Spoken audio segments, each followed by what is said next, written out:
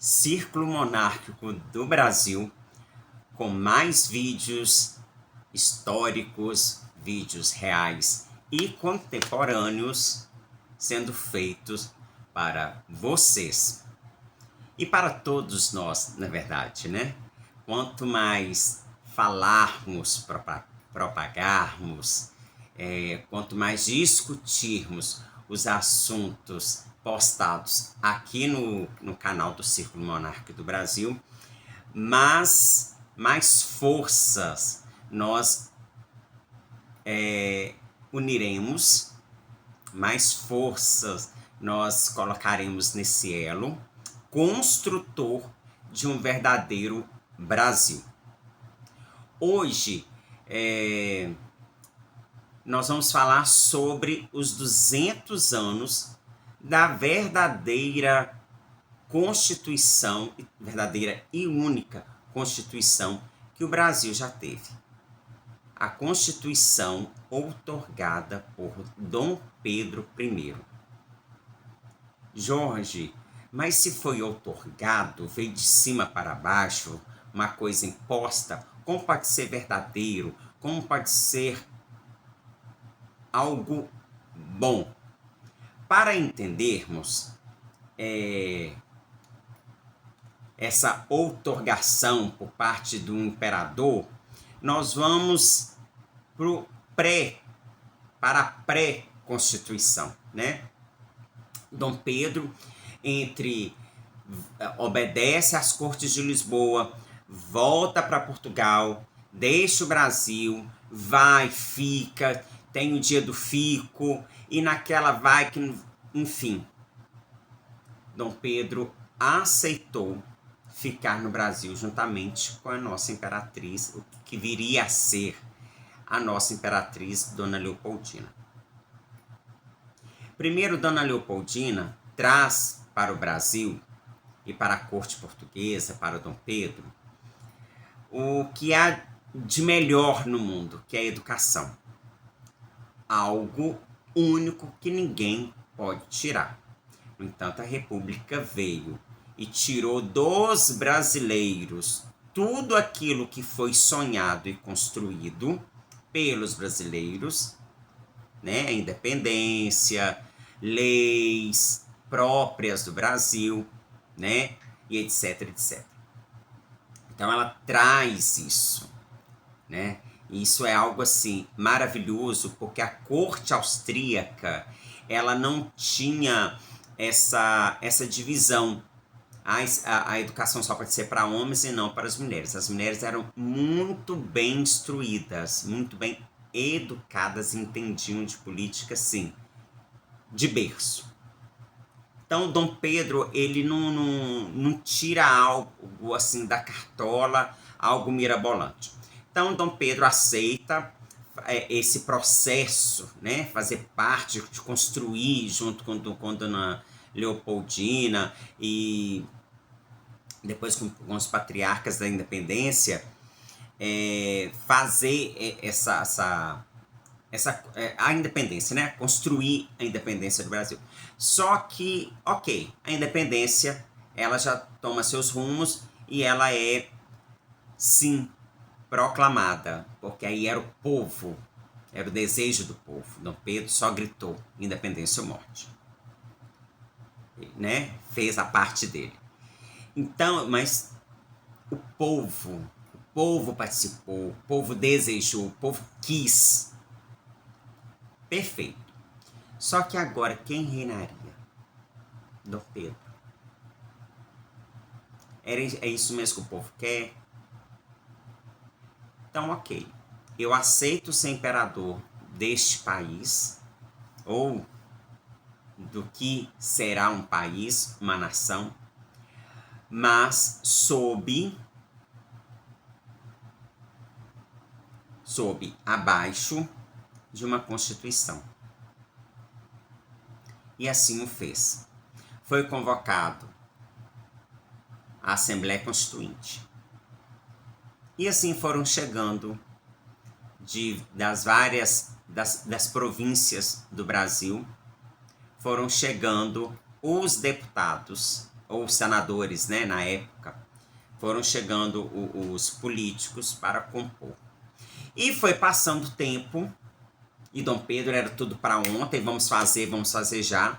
E vamos entender que ele tinha certa não, ele tinha totalmente toda a razão. Então foram passando o tempo, os dois partidos políticos pró Portugal, outros pró nacionalistas, né? Eram dois partidos políticos que se rivalizavam entre si. E Dom Pedro dando prazo, gente, o dinheiro do povo, gente, nós não temos dinheiro nenhum, né? Então vamos lá. Não obedeceram o Dom Pedro. Cada um queria puxar sardinha para o seu lado. Olha, o meu partido está fazendo isso e nós vamos ter mais poder do que o seu. Então, partidos políticos. Dom Pedro fecha, então, seu último ultimato não foi respeitado. Dom Pedro fecha a Assembleia Constituinte e promete dar uma Constituição 3 vezes mais liberal do que aquela que estava sendo proposta até então. E assim foi feito. Dom Pedro redigiu a Constituição, a primeira Constituição do Brasil, a Constituição Imperial. Essa é a mais longeva até hoje, até 2024. No dia 25 de março de 1824, Dom Pedro assina a primeira Constituição do Brasil. Por isso, nesse 25 de março, nós estamos comemorando 200 anos da Constituição mais longeva do Brasil. Ela vigorou por 65 anos até a queda da monarquia com o golpe republicano no Brasil. Desde então, nós já tivemos 6 constituições federais. Com a imperial, 7ª, né? Cada governo com as suas leis. Cada governo ditando as suas leis. Só para ter uma ideia, a Constituição outorgada, e a história passa para nós, né? A história republicana, que foi algo imposto, uma ditadura, um absolutismo. O mundo, a maioria das monarquias eram absolutistas, estavam deixando de ser porque o iluminismo tinha acabado de chegar. Dom Pedro, através da educação austríaca, né, de Dona Leopoldina, ele já abriu os olhos, ele já teve contato com os iluministas, então já abriu os olhos para a mudança. Não é à toa que ele, uma pessoa muito sábia, já pediu e viu a necessidade de se governar debaixo de leis, sem esse autoritarismo. Mas se a historiografia republicana passa para a gente que a primeira Constituição outorgada era autoritária, o que dizer das outras 6 constituições que dão respaldo, que davam, né, e continua dando respaldo para os governos que entram e saem do nosso país? A primeira Constituição teve uma emenda parlamentar em 65 anos. Uma anotação que eu fiz, que é difícil de gravar. A Constituição de 1988 para cá, ela teve 140 modificações. Somente em 2022 houve 14. Eu não estou inventando isso, gente. São dados oficiais. Foi retirado do site do Senado Federal e também você encontra dados sobre as constituições na Câmara Federal, no site da Câmara Federal. O que rezava a Constituição? Quais eram os poderes do imperador? O poder do imperador era um dos poderes, mas o principal. Se ele visse que um juiz não estava fazendo o seu trabalho corretamente, ele ia lá, cassava, demitia o juiz. e sem essas regalias que nós temos hoje. Hoje, para uns, ninguém como que eu posso dizer? Diferentemente dos Estados Unidos, que a Constituição Imperial, ela teve também, ela se espelhou na Constituição estadunidense, porque a Constituição estadunidense, ela é iluminista, continua, né, até hoje, continua em vigor. Então, ela era alguns anos mais velha do que a imperial. Então, ela tem, assim, um espelhamento. Então, um dos poderes de Dom Pedro era fazer isso, né? Hoje, por exemplo, um juiz de qualquer instância, para ele perder o seu cargo, ele continua, ele para com o salário ali, e esse que é a sentença, porque o salário vai subir, o dele não, ele vai continuar com aquele salário, ou ele não aposenta com salário integral, né? Então ele tem a aposentadoria compulsória, e o salário dele, em vez de ser 60 mil, gente, um exemplo, não sei se é 60 mil vai ficar ali com 30 hoje. E quem fiscaliza o trabalho, por exemplo, do Supremo, dos juízes do Supremo? Nos Estados Unidos tem. Um exemplo. No Brasil, eu não conheço. Quem julga um ministro do Supremo Federal? Ele perde o cargo dele? Por não ter feito? Por exemplo, julga lá na última instância, eu não concordo, eu vejo algumas brechas. Eu posso entrar com algum recurso? Tá? Se alguém souber, me responda, que até então o meu conhecimento é que não. Tá? Então, era um dos poderes do imperador. E o que mais? Ele era muito limitado. Podia fechar um Senado e convocar novas eleições? Ok. Ele podia, por exemplo, as leis, ele ia lá e vetava. Ok. Mas o veto dele poderia ser derrubado. Tá? Agora vamos falar agora o que ele não podia fazer. Aí vocês peguem a caneta, que é muita coisa, e eu vou falar assim, pouquíssimas, tá? Primeiro, ele não podia propor lei, ele não podia fazer política, né? Então, é por um dos motivos que a abolição da escravidão, ela demorou para acontecer no Brasil, e quando aconteceu, a monarquia foi um dos motivos, foi abolida, né? A outra foi o golpe em si, isso aí foi só uma desculpa. E por isso a famosa frase da princesa Isabel: 1000 tronos eu tivesse, 1000 tronos eu daria. E até então a única brasileira a receber, né, a comenda do Vaticano das mãos do Papa, que é as Rosas de Ouro. Então, gente, era tudo muito limitado. E a princesa Isabel, ela fez tudo muito articulado, tudo muito estudado, né? Da mesma forma que a imperatriz Leopoldina arquitetou a independência muito na coxia, nos bastidores. Então, a princesa Isabel, ela foi aos poucos com seus amigos, né, políticos. Ela, né, teve as leis que antecederam a abolição, lei do ventre livre, lei do sexagenário, até chegar à abolição em si. Então, foi assim, foi um projeto construído. E para muitas pessoas que não sabem, recentemente está no Museu de Petrópolis, Museu Imperial de Petrópolis, que a princesa Isabel, ela conseguiu, eu acho que eu vou falar isso num outro vídeo, né?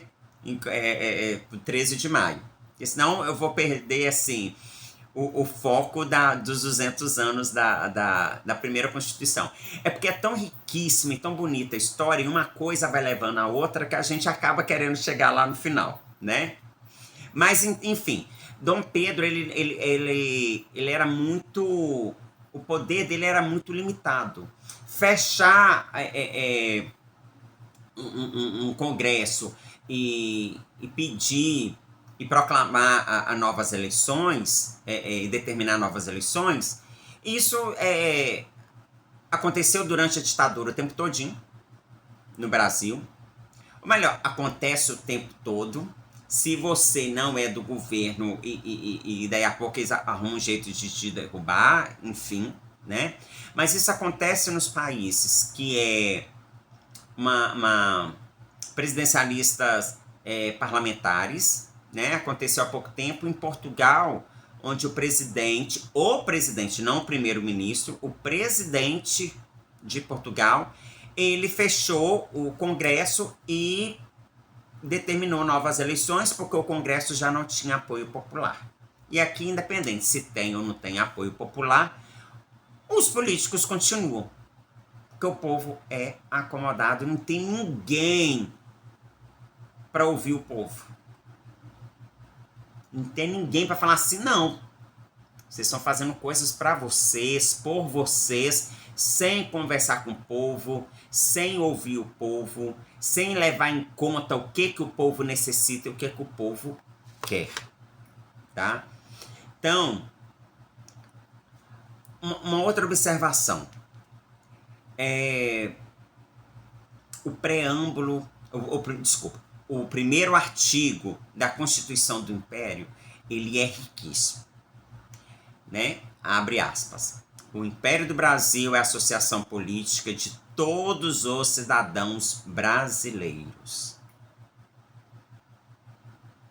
Eles formam nação livre e independente. Fecha aspas. Então é muito fácil, gente. E isso é muito fácil a gente julgar sem conhecer. Faz uma pesquisa no site federal do Brasil, né? Faz uma pesquisa no site para ver as constituições, o que reza as constituições, ou na Câmara, né? Vamos procurar meios assim, verídicos, tá? Confiáveis. E vamos estudar. Faça uma comparação do primeiro artigo ou do preâmbulo das Constituições de 1824 e a de 1988, que ela foi, né, assinada em 1989, a Constituição Cidadã. Falando em Constituição Cidadã, essa cheia de emendas e muitas outras emendas que entraram em vigor, os autores, os participantes, os constituintes, muitos já se arrependeram, muitos já morreram.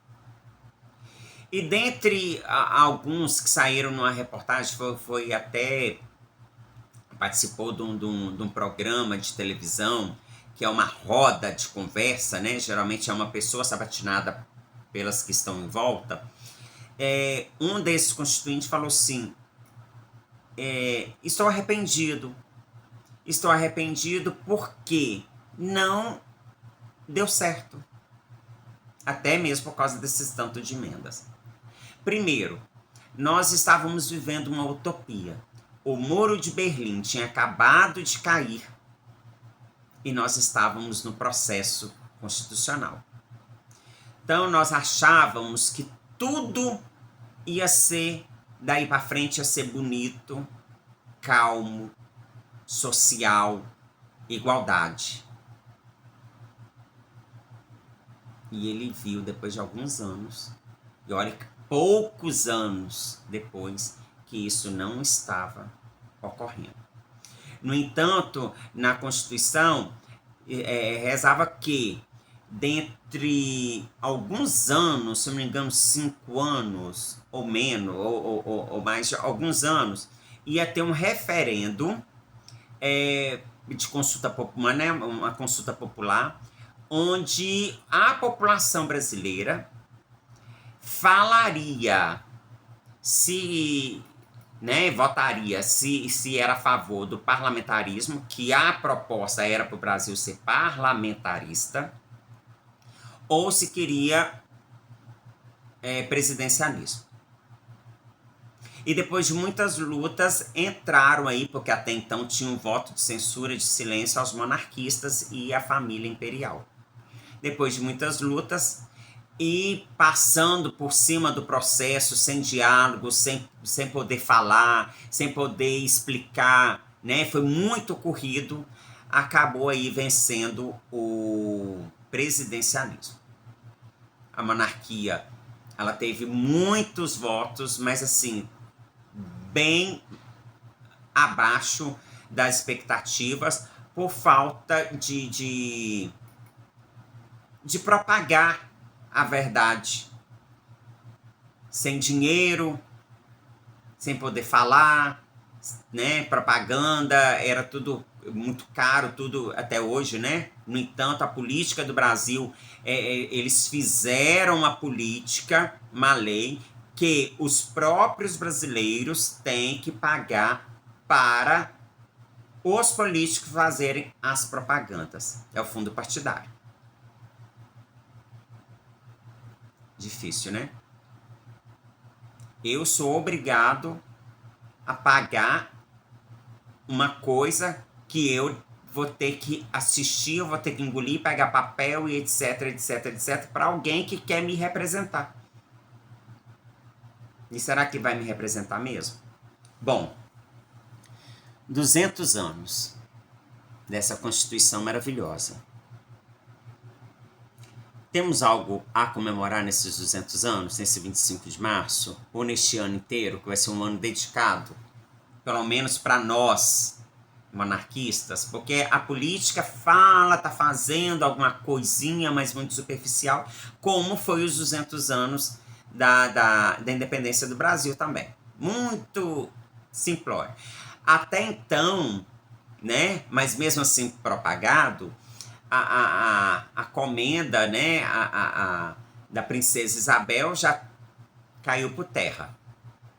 Não nos valorizamos. Preferimos criar heróis que morrem de overdose do que criar ou dar respaldo aos verdadeiros heróis da nossa pátria. Temos que comemorar, sim, mesmo enlutados. Porque nós brasileiros, tivemos uma Constituição, a qual nós ainda podemos fazer uso dela em breve ao retornar. O Brasil grandioso que outrora fora. Porque ela é atualíssima. Se ela começasse a vigorar hoje, ela vigoraria com pouquíssimas mudanças. Mudanças essas para o novo tempo. Por exemplo, a internet.